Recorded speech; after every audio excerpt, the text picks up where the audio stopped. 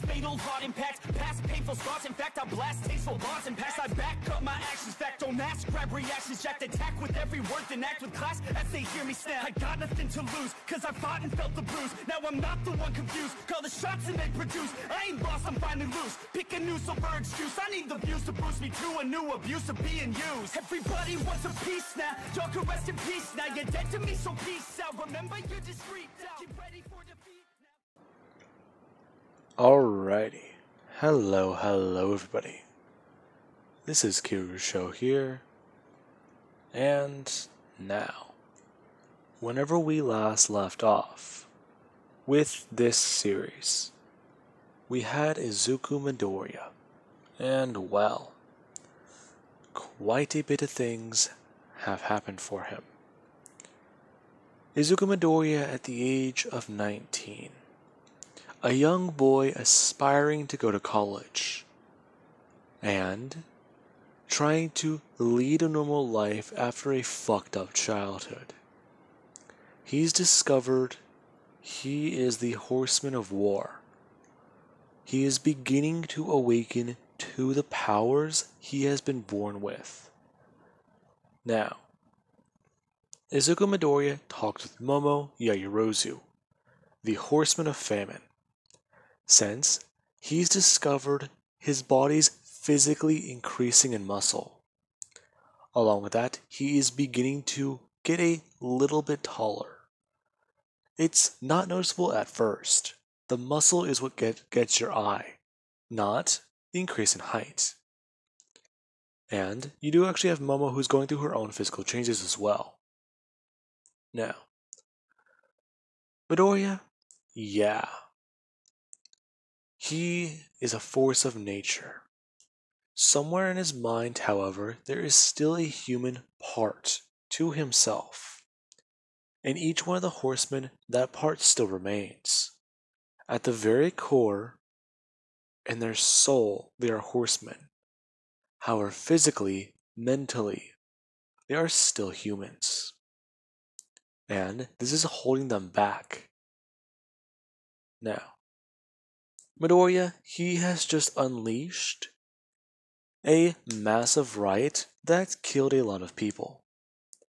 And we do actually have today, where Midoriya, he does get up. Him sitting up and going to try and put on another shirt.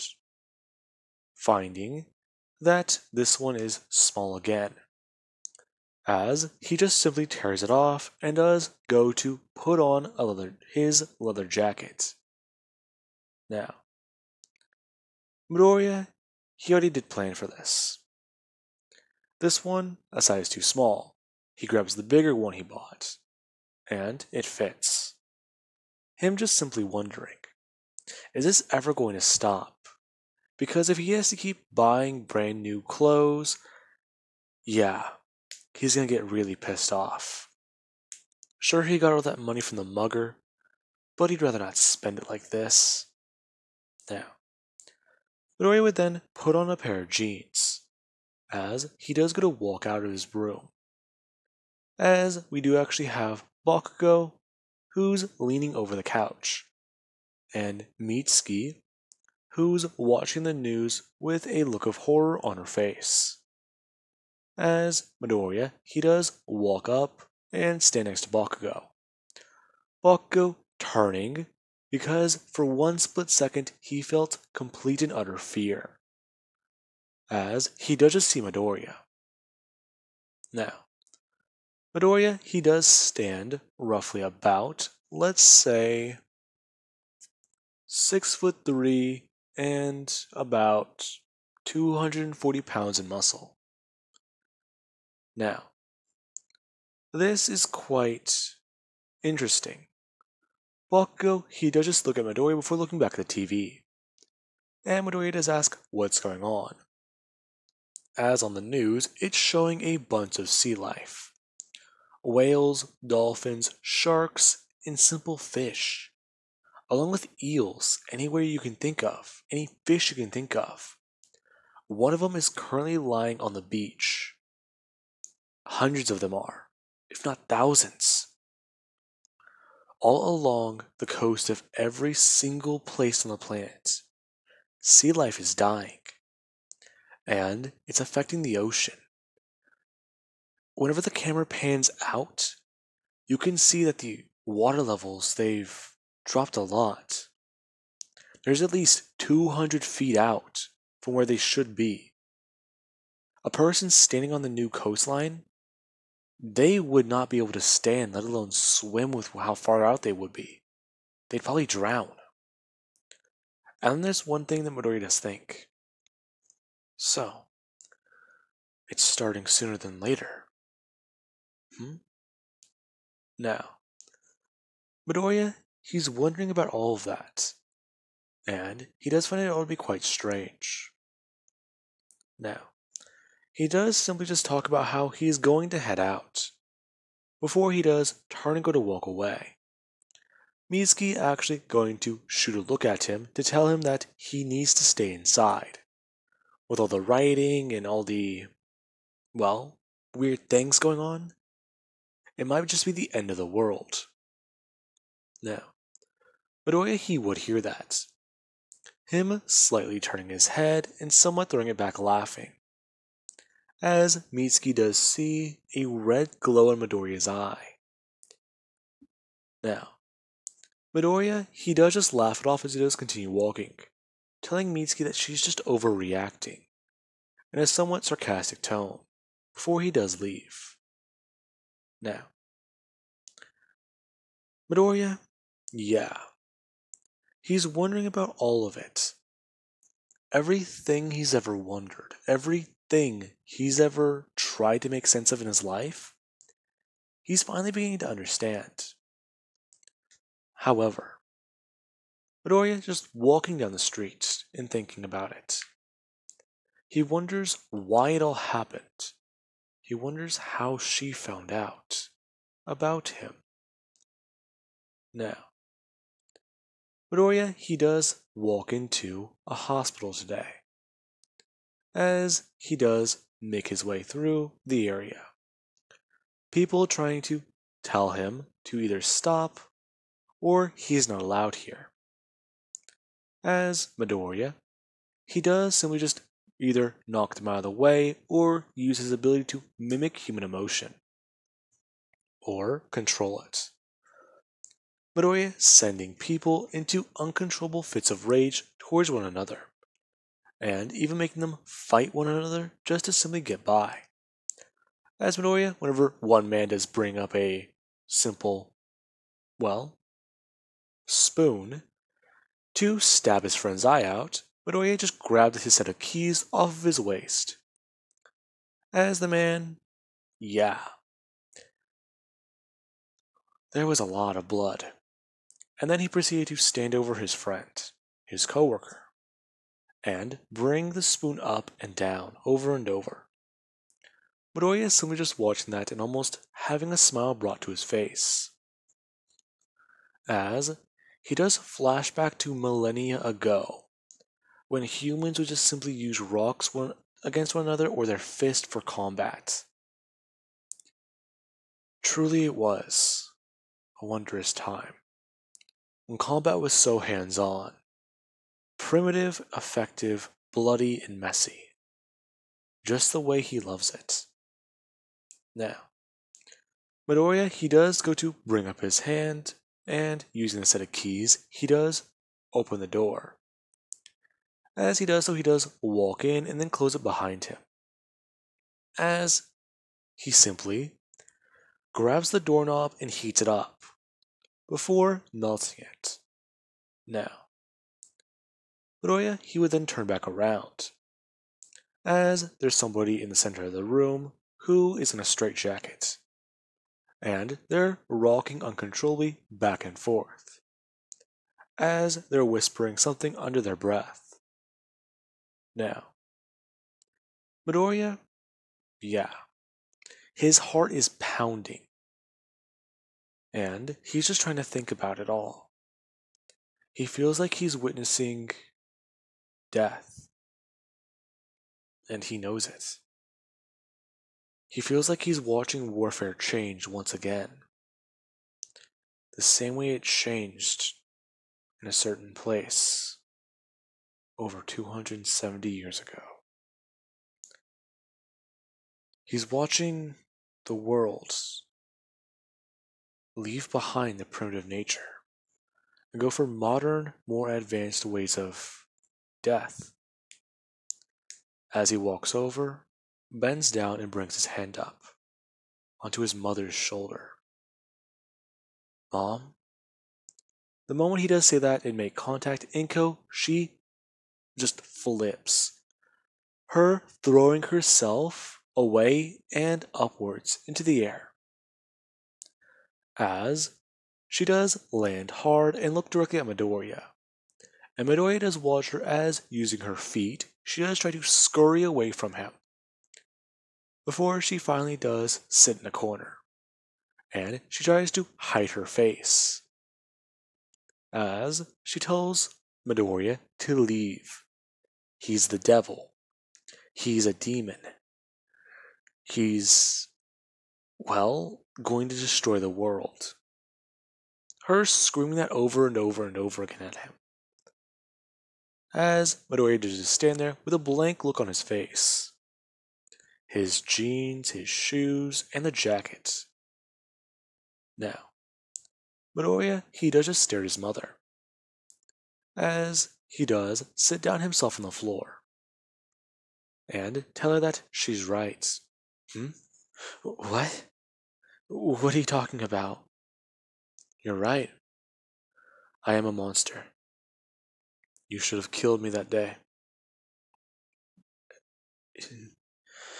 They keep telling me I was crazy, schizophrenic, having episodes. You agree with me? Yes, I do. I finally figured out why you should have killed me. It was in my nightmares a lot. You know that? What? Monsters don't have nightmares. Yes, but children do. And every monster was a child, wasn't it?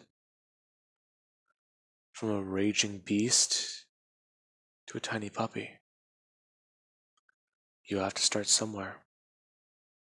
Now, Midoriya, he lets loose with his explanation. He is the rebirth of war. A force of nature that calls upon the end of the world. Now, Inko does think back to what she saw that night. As she does explain her vision to Midoriya. In her vision, him and 3 other people, they sat atop horses in armor. And they overlooked a burning world.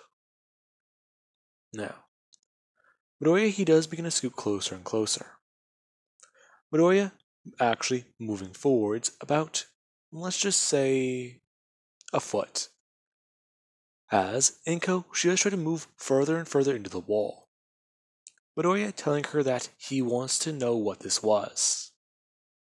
Now, Inko, she does continue talking. However, she does try to tell Midoriya to stay away from her, and to keep back. Now, Midoriya, yeah.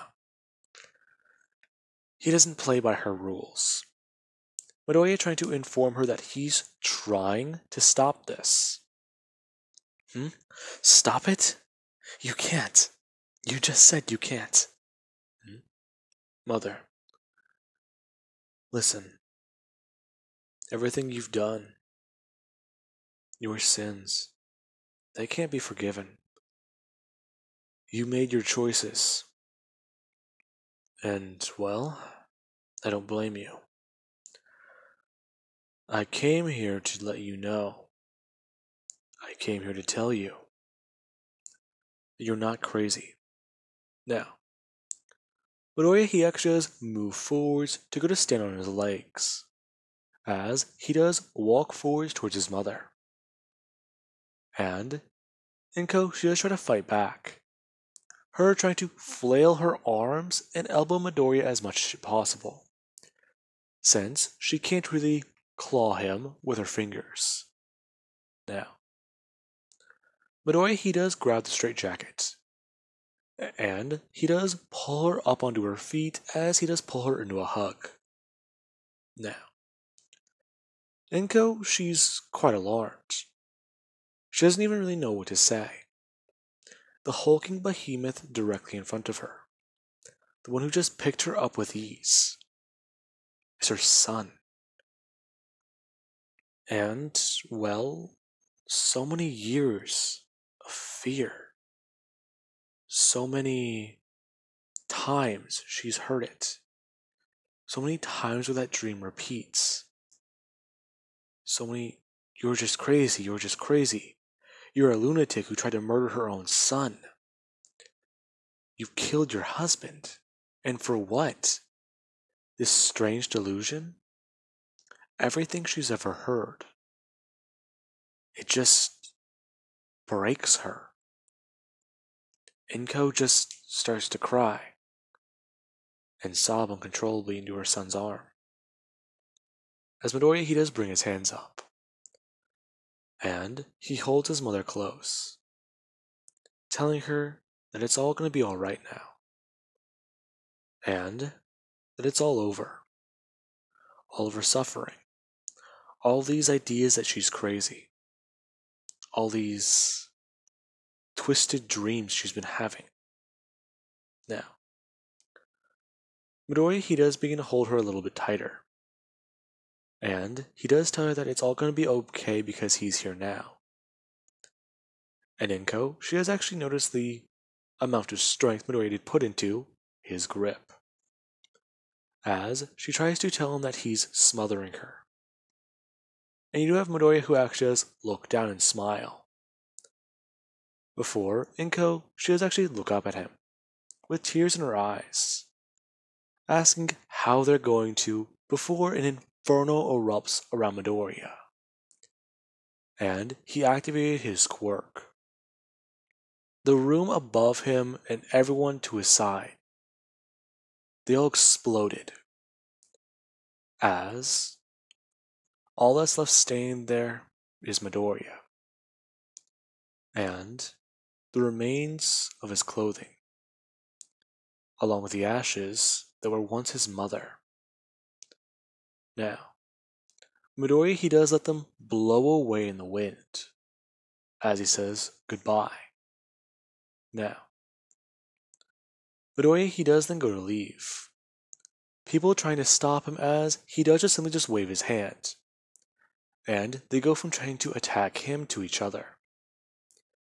As Midoriya, he actually would go to do something he thinks is quite fun. He does cast madness on a whole bunch of random people, and give them each sets of keys to run loose throughout the hospital. Now, with that being said, Midoriya, he does head outside, as he does look around and wonder about it all, before he does actually feel something in his head. Now, the moment this actually does happen, Midoriya, he does hear it. The chattering on cement, as he looks to his left, and there is a horse. The hell? Now, with all that happening, we do actually have the other horseman, Melissa, who's currently flying around Europe, and wondering about what's all happening here with the plague. And we do actually have Momo, who, she does turn her head and look in that direction, before simply just smiling. Now, we do then have Shigaraki, who, he is in Europe, and he does actually stop what he's doing, as the marker falls out of his mouth, and he turns his head to look directly in a direction. Now, the direction Shigaraki looks in, he doesn't say a word. He just goes to stand up, and he puts his head against that wall. as somebody, they take notice to this strange behavior, as a doctor would walk in and they try to get Shigaraki. Now, back over with Midoriya. Midoriya, he does look at this horse, and he does just ask it what it's doing, to which it does just neigh back at Midoriya. Now, Midoriya, he stares at the horse, and he does ask if it's going to do anything different. Since a horse in the modern era, yeah, he'll pass. Now, the horse does begin to shrink and change as it's surrounded by shadows. Now, Midoriya does then watch as the shadows pull apart to reveal a motorcycle. And Midoriya, he does go from looking at his left to looking over towards his right, towards where the street is. There is the flaming remains of a motorcycle. And he does just think, close enough. Him hopping on as he drives down the street.